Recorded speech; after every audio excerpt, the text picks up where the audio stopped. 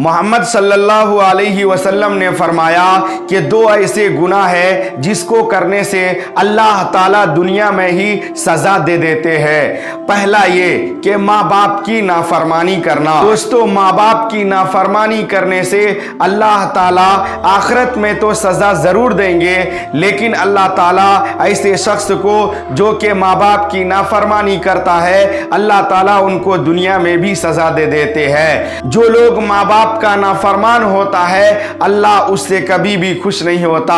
जब माँ बाप नाराज हो तो अल्लाह भी नाराज हो जाता है। अगर हमसे माँ बाप नाराज है तो अल्लाह भी नाराज है। जो लोग अपने माँ बाप की खिदमत नहीं करते, जो लोग अपने माँ बाप की इज्जत नहीं करते, वो जिंदगी में याद रख ले कि उनकी भी कोई इज्जत नहीं होती, उनका भी कोई इज्जत नहीं करता, ना आखिरत में उसका इज्जत होगा। जो लोग माँ बाप की खिदमत करते हैं, जो लोग माँ बाप को इज्जत देते हैं, जो लोग माँ बाप का कदर करते हैं, अल्लाह ताला ऐसे लोगों को दुनिया में भी अच्छाई करता है और आखिरत में भी उसके साथ अच्छा होगा। दुनिया के लोग भी उसको इज्जत देते हैं और इज्जत की निगाह से देखते हैं। अपने बड़ों में भी उसकी कदर होती है, रिश्तेदारों में भी उसकी कदर होती है और सब लोग उसके दोस्तों अहबाब भी उसकी कदर करते हैं और उसकी इज्जत करते हैं। जो माँ बाप को खुश रखता है, अल्लाह ताला उसको खुश रखते हैं। जो माँ बाप की कदर करता है, अल्लाह ताला उससे राजी होता है। जो माँ बाप को अच्छी तरह देखता है, अल्लाह ताला उनके रिस्क में बरकत अता फरमाते हैं। जो माँ बाप की इज्जत करता है,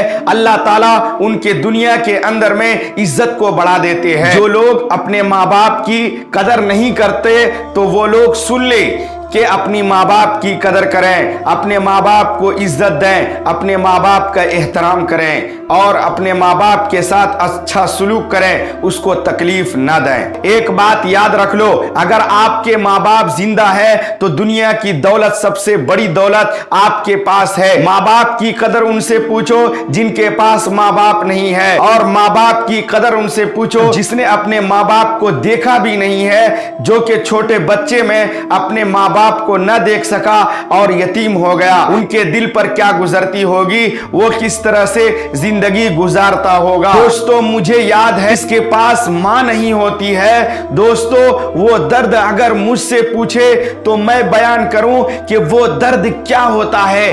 अभी भी अगर मुझे मां की याद आती है तो मैं रोने लगता हूं। मेरे आंखों में आंसू आ जाती है। मैं अकेले में रोने लगता हूं कि काश मेरी आज मेरी मां होती तो कितना अच्छा होता।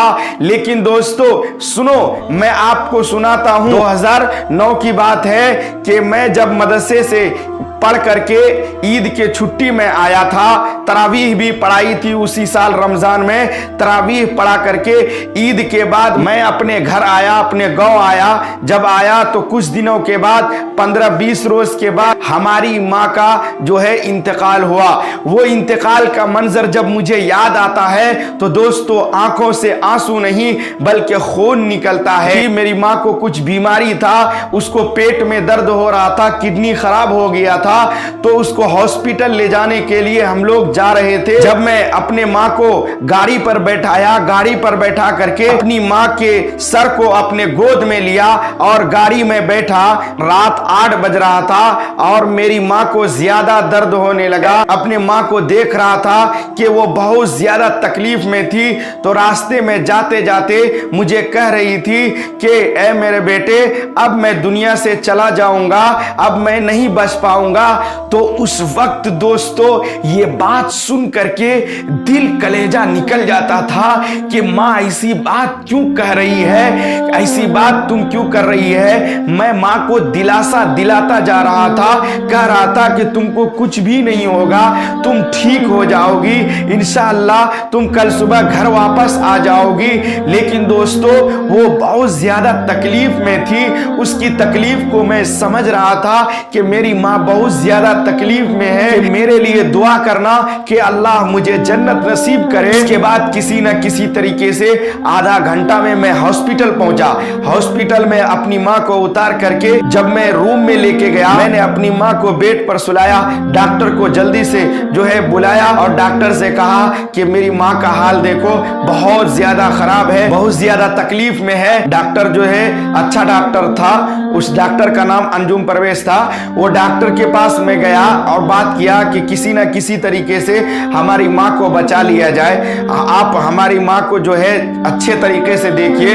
لیکن ڈاکٹر نے اس وقت کہا کہ جواب دے دیا، کہا کہ اب تمہاری ماں کو بچانا مشکل ہے، یہاں سے کوئی گورنمنٹ ہاسپٹل لے کر کے جاؤ۔ اسی وقت میں سمجھ گیا تھا کہ جان خطرے میں ہے ہماری ماں کی۔ پرائیویٹ ہاسپٹل سے پھر آدھے گھنٹے کے بعد میں گاڑی پر چڑھایا اور سرکاری ہاسپٹل کی طرف جانے لگا، تو وہاں جاتے جاتے میری ماں نے پھر لاسٹ میں کہنے لگا کہ میں اب نہیں بچ پاؤں گی، میں مر جاؤں گی۔ دوستو اسی وقت میں نے سورہ یاسین پڑھنا شروع کر دیا تھا اور لا الہ الا اللہ محمد رسول اللہ میرے کلمہ بھی میری ماں پڑھ رہی تھی۔ ہمارے ماں کا سر ہمارے گود میں تھا اور اسی وقت اللہ نے ہماری ماں کو ہم سے چھین لیا۔ دوستو وہ کتنا خطرناک منظر تھا، کتنا دردناک منظر تھا، کتنا بھیانک منظر تھا۔ میں تو چیخ اٹھا کہ میری ماں دنیا سے چلا گیا۔ مجھے اس بات کا یقین نہیں ہو رہا تھا کہ میری ماں اللہ نے مجھ سے چھین لیا، میری ماں دنیا سے چلا گیا۔ مجھے اس بات کا یقین نہیں ہو رہا تھا۔ میرے ماما کہنے لگے، میرے ابو جان کہنے لگے کہ اب واپس گھر کو چلتے ہیں، اب تو یہ ختم ہو گیا۔ لیکن میں نے کہا نہیں، میری ماں نہیں مر سکتی ہے۔ اس کے بعد پھر پھر گورنمنٹ ہاسپٹل تک گیا، وہاں پھر ڈاکٹر کے پاس لے جایا گیا، وہاں پھر ڈاکٹر کے پاس لے کے گئے ماں کو اور ڈاکٹر نے کہا کہ دنیا سے چلی گئی ہے۔ اس کے بعد پھر دوستو اتنا دل کو تکلیف پہنچنے لگا، اس وقت کا منظر کیا بتاؤں دوستو، ابھی بھی یاد آتا ہے تو میرے آنکھ سے آنسو نہیں دوستو، میرے آنکھ سے خون نکلتے ہیں۔ دوستو وہ منظر میں نے دیکھا، میری ماں میرے گود میں تھا اور اس وقت ہی میری ماں نے دم توڑ دیا۔ دوستو کیا بتاؤں کتنی تکلیف ہوتی ہے، ماں جب دنیا کے اندر سے چلی جاتی ہے تو کتنی تکلیف ہوتی ہے، وہ اگر مجھ سے پوچھو تو میں اس کا درد بتا سکتا ہوں۔ دوستو اسی لیے خدا را اگر اللہ نے آپ کو ماں دیا ہے اور ابھی بھی آپ کی ماں زندہ ہے تو دوستو ماں کی قدر کرو، ماں کی عزت کرو۔ اگر جس کے ماں نہیں ہے باپ ہے، باپ کی قدر کرو۔ جس کے ماں زندہ رہنے کے باوجود اگر وہ ماں کی قدر نہیں کرتا ہے تو دوستو میں یہ سمجھتا ہوں کہ دنیا کے اندر میں سب سے بڑا بیکار انسان وہی ہے، اس لیے کہ ماں ہوتی ہے۔ دوستو دنیا کے اندر میں آپ کو ہر چیز مل جائے گی، آپ کو سونے مل جائیں گے، چاندی مل جائیں گے، ہیرے مل جائیں گے، آپ کو مکان مل جائیں گے، آپ کو ہر چیز مل جائے گی، دوسری بیوی دوسرے بچے بھی پیدا ہو جائیں گے، لیکن دوستو ماں نہیں ملے گی۔ یہ ماں شبد ہے نا، جب میرے منہ سے ماں نکلتا ہے تو دوستو کتنا اچھا لگتا ہے ایک ماں کہہ کر کے بلانے میں۔ تو دوستو وہ مجھ سے پوچھے تو میں اس کو اپنا دل کا درد بتا سکتا ہوں کہ ماں کیا ہوتی ہے۔ آپ صلی اللہ علیہ وسلم بارے میں بھی آتا ہے کہ جب آپ صلی اللہ علیہ وسلم اپنی ماں کے قبر کے پاس گئے، بیٹھ کر کے رونے لگے اور اتنا روئے، ماں کی یاد میں گھنٹوں گھنٹوں روئے۔ جب ماں کی چاہت میں ایک نبی گھنٹوں گھنٹوں روئے تو دوستو یاد کرو کہ ایک چھوٹے سے بچے کا ماں جب گزر جاتی ہے تو اس کو کتنا تکلیف ہوتا ہوگا۔ لیکن دوستو ماں کی جو یاد ہے نا، ماں کا جو وہ وقت منظر آتا ہے نا تو کلیجہ ٹکڑا ٹکڑا ہو جاتا ہے۔ دوستو اسی لیے ماں باپ کی قدر کرو، سمجھے نا، ماں باپ کی قدر کرو۔ دوبارہ کبھی زندگی میں ماں نہیں ملے گی، اگر ماں ایک مرتبہ چلی گئی تو دوبارہ واپس نہیں آئے گی۔ جس کے پاس ماں باپ دونوں ہیں اس کی قدر کرو دوستو، کیونکہ یہ جو زندگی ہے نا، یہ جو زندگی ہے نا دوستو، सारा दिया हुआ उसी का है, ये समझ लेना।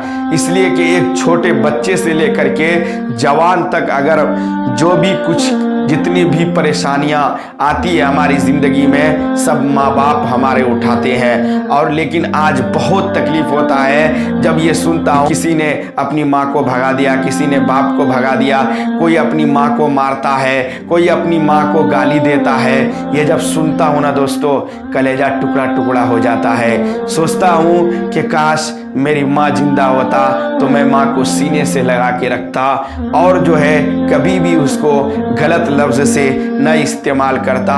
ये लोग कैसे लोग हैं जो कि माँ रहते हुए भी जो है माँ को गाली देता है, माँ को मारता है। ये कैसे बेवकूफ़ लोग हैं। इसीलिए मैं आप लोगों से गुजारिश करता हूँ, अगर जिसके माँ बाप दुनिया से गुजर गए हैं, अल्लाह उनके माँ बाप को जन्नत नसीब अता फरमाए। और दोस्तों जिनके माँ बाप जिंदा है, अगर आपसे गलती हो गई है तो माँ बाप से माफ़ी मांग लें और फिर आगे की ज़िंदगी को दोस्तों कामयाब बनाए और माँ बाप की कदर करें। अल्लाह ताला हमें और आपको माँ बाप की कदर करने की तौफीक नसीब अता फरमाए, आमीन। अगर आपने अभी तक हमारे चैनल को सब्सक्राइब नहीं किया है तो हमारे चैनल को भी सब्सक्राइब कर लें ताकि आपको इसी तरह का वीडियो मिलता रहे। आपको मैं एक चीज़ के बारे में बताया, इंशाअल्लाह अगले वीडियो में दूसरी चीज़ों के बारे में बताऊंगा कि वो दूसरे गुनाह कौन से हैं जिससे कि आदमी को दुनिया के अंदर में ही सज़ा मिल जाता है।